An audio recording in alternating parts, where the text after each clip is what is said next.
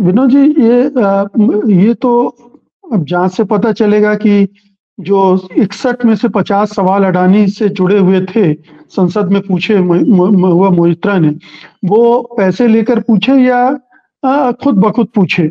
ये तो अब मतलब आपने एक शक का दायरा बना दिया महुआ मोइत्रा के चारों तरफ। लेकिन जो पैटर्न है भारतीय राजनीति में, जिस तरह से टारगेट किए जा रहा है एक के बाद एक नेता को, जो भी अडानी या मोदी सरकार की मुखालफत करता है, उनके खिलाफ बोलता है, क्या आपको नहीं लगता कि महुआ मोइत्रा को भी उसी तरह से टारगेट किया जा रहा है? एक बहाना ढूंढा गया उनके पूर्व साथी के जरिए, एक मतलब एक कॉन्स्पिरेसी दिख रही इस पूरे में, और सारे तार जुड़ते चले गए, अडानी से लेकर हीरानंदानी से लेकर, और 2 मिनिस्टर भी कूद पड़े। लोकसभा अध्यक्ष ने भी तुरंत उसे एथिक्स कमेटी को भेज दिया आरोप। अभी शीतल जी ने बहुत विस्तार से पूरा प्रकरण समझाया है, और उसमें जहां तक कॉन्स्पिरेसी की बात है, उसकी बात है, तो जाहिर है कि लगातार जो एक ट्रेंड है वो तो दिखाई पड़ रहा है हम लोगों को। और महुआ मोइत्रा वाले मामले में देखिए, महुआ मोइत्रा के खिलाफ चिट्ठी लिखी गई वकील साहब के द्वारा सांसद जी को। सांसद महोदय ने उसको अपना कवरिंग नोट लगा करके स्पीकर को भेजा, और स्पीकर ने उस पर मामला एथिक्स कमेटी को भेज दिया। ये सामान्य प्रक्रिया है। लेकिन जब आप किसी पर आरोप लगाते हैं तो फिर आपको उस आरोप को सब्सटेंशिएट भी करना पड़ता है। महुआ मोइत्रा ने 61 में से 51 सवाल अडानी से संबंधित पूछे, और अगर वो 61 के 61 सवाल अडानी से ही संबंधित होते तो भी कोई अपराध नहीं था। और क्योंकि ये तो सांसद की इच्छा है ना, वो किस पे सवाल पूछे, किस पे ना पूछे। और अगर उसके पास तथ्य हैं, वो तथ्य कहीं से भी आ सकते हैं, वो किसी राइवल कारपोरेट घराने से भी आ सकते हैं, कोई दूसरा सूत्र दे सकता है। अब जैसे महुआ मोइत्रा वाला मामला मान लीजिए देहात राय जी ने उठाया है, तो कहा जा सकता है साहब वो जो है वो तो उनका झगड़ा चल रहा है इसलिए, लेकिन वो निशिकांत दुबे को वहां से तथ्य मिले, जो भी हैं जैसे भी है।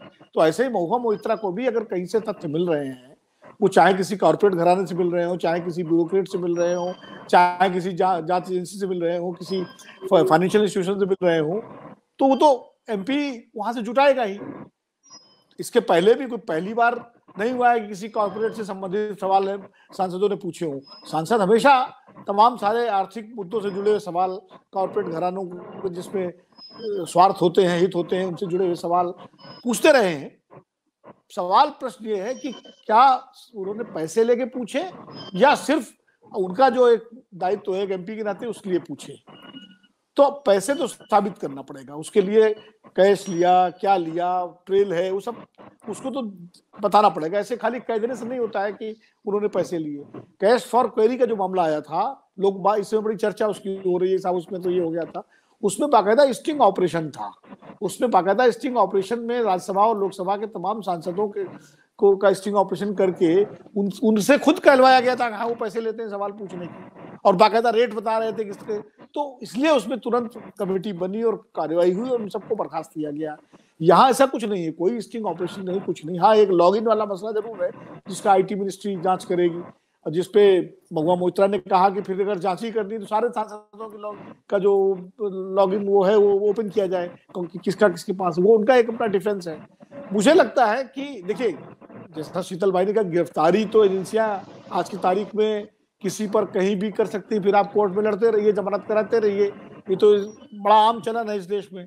बाद में आप छूटिए। अब वो संजय राउत छूटे, गिरफ्तार हो गए, छूटे, हाई कोर्ट ने क्या टिप्पणियां की थी याद करिए। अभी आप ये जो है चिदम्बरम जब छूटे, और भी कई नेता जो जमानत पर रिहा हुए, उनको लेके कोर्ट ने एजेंसीज पे किस तरह सवाल उठाए, सब पब्लिक डोमेन में है। लेकिन तो गिरफ्तारी का तो कोई किसकी होती है, कब होती है, कह नहीं सकते। लेकिन प्राइमा फेसी जब तक कोई पैसे के लेन देन का सबूत न हो सामने, तब तक मुझे नहीं लगता कि कोई इसमें ऐसा मामला बनता है कि जो महुआ मोइत्रा के खिलाफ बने।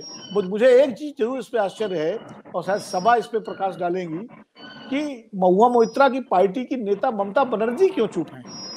उनका अभी तक कोई बयान नहीं आया किसी तरह का। उनके सांसदों का तो जरूर आया है डिफेंस में, या इंडिया अलायंस के और तमाम सारे प्रवक्ताओं सबका आया है, लेकिन ममता जी का कोई बयान अभी तक नहीं आया। जबकि महुआ मोइत्रा जो है एक बड़ी तेज तर्रार, मुखर और ऐसा चेहरा है तृणमूल कांग्रेस का लोकसभा के अंदर, जो एक आक्रामक चेहरा है। और आप कह सकते हैं कि जिस तरह ममता बनर्जी आक्रामक रहती नहीं, वैसे महुआ मोइत्रा भी। और महुआ मोइत्रा ज्यादा आर्टिकुलेट तरीके से सवाल उठाती हैं, ज्यादा होमवर्क करके बोलती हैं संसद हाउस में, हम सब लोग सुनते रहे हैं। तो अभी तक उनकी पार्टी की तरफ से क्यों ना, ये मेरे प्रश्न में जरूर मेरे मन में एक सवाल उठता है। और मुझे लगता है कि जो इशारा आपने किया या शीतल जी ने किया, महुआ मोइत्रा निशाने पर तो काफी समय से है।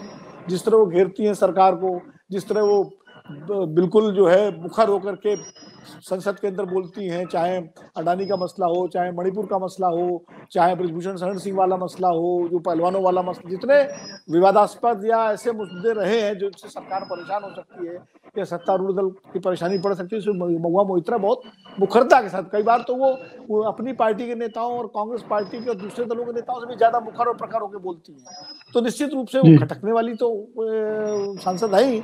अब ये मामला, इसकी तार्किक परिणति क्या होगी, इसके लिए थोड़ा इंतजार करना पड़ेगा, क्योंकि जांच की जहां तक बात है, जांच एथिक्स कमेटी करेगी या कोई एजेंसी करेगी। महुआ मोइत्रा ने खुद कहा है कि आप जांच करा लीजिए, मैं तो जांच के लिए तैयार हूं।